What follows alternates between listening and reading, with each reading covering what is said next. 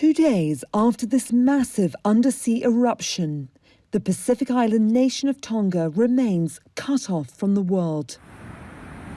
A fibre optic cable, said to be its main line of communication, now broken. There was this giant explosion, which scientists think is a 1 in 1,000-year event for this sort of volcano. It takes about 1,000 years to fully recharge, so it just happened to be around at the point where it is unleashed a vast amount of its magma in a really explosive way. It's probably one of the most energetic explosions of the entire 21st century so far.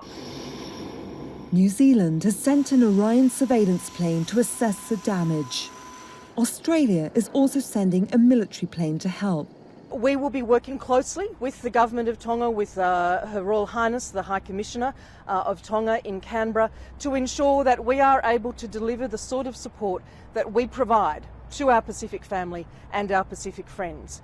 This is a very challenging time. Communications are deeply, deeply affected by the events of the volcanic eruption.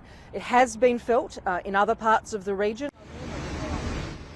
Both countries had waited for a 20,000-metre cloud of ash to clear. Those ash particles have been falling across Tonga's islands, raising fears about its fresh water supply.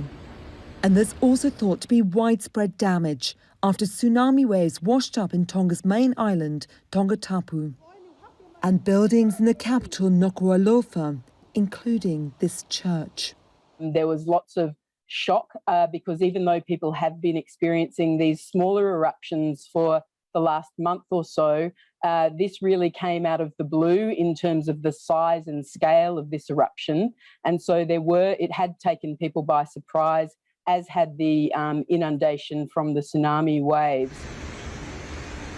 With communications and electricity disrupted, the full impact from Saturday's large eruption remains unclear, as does the scale of aid needed to help the people of Tonga. Laura Burton-Manley, Al Jazeera.